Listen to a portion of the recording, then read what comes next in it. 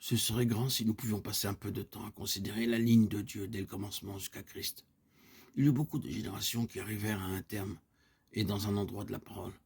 Nous avons un long résumé de ce qui commença et se termina. Il est dit, tel et tel vécut durant tant d'années et mourut. Cela se répéta pour une longue liste d'hommes.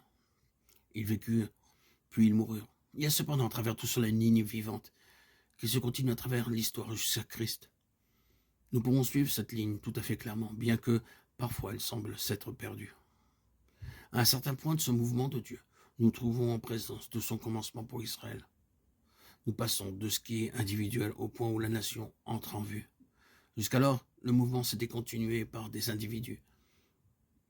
Abel, Enoch, Noé. Puis, lorsque nous arrivons à Abraham, la nation paraît à l'horizon, c'est-à-dire Israël de l'histoire de cette terre. Dieu a commencé avec Israël. Et ce principe, ce commencement-là, s'est transféré au nouvel Israël, l'Israël céleste en Christ.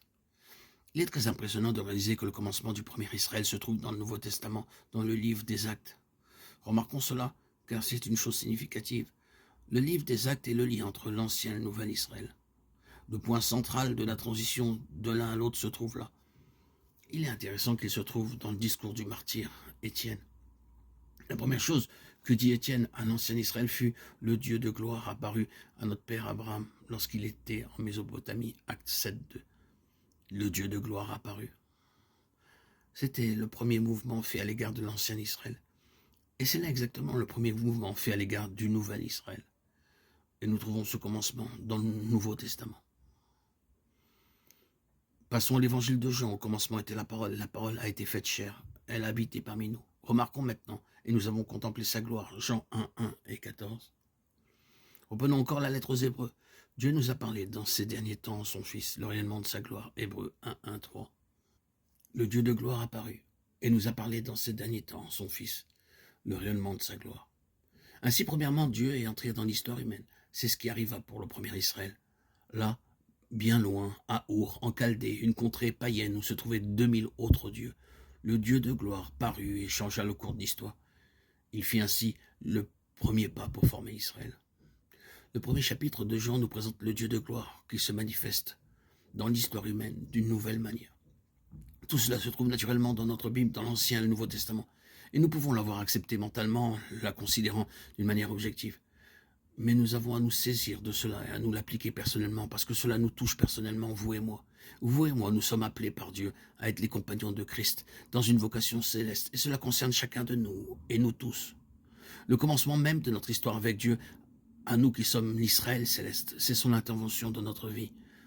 Peut-être cela a-t-il été pour nous aussi inattendu que ce le fut pour Abraham, à Our, en Chaldée. Nous vivions notre vie dans ce monde, étions mêlés au cours des choses ici-bas et gouvernés par le Dieu de ce monde. Nous étions tout simplement là, dans une grande foule, et alors Dieu est intervenu. Lorsque Dieu entre dans une vie, il n'y a aucun doute à cet égard. C'est un point tournant dans notre histoire, et la nature du changement, c'est que nous n'appartenons plus à ce monde. Nous sommes devenus membres d'un nouvel Israël, d'un peuple céleste, dont la nature est spirituelle. Les choses peuvent être autres pour nous que pour Abraham, mais il est essentiel pour chacun d'entre nous de savoir que Dieu est entré dans notre histoire humaine. Ce n'était pas pour commencer quelque chose fait de notre part, mais c'était accompli par Dieu. Il a pris l'initiative, peut-être d'une manière merveilleuse ou d'une manière très simple.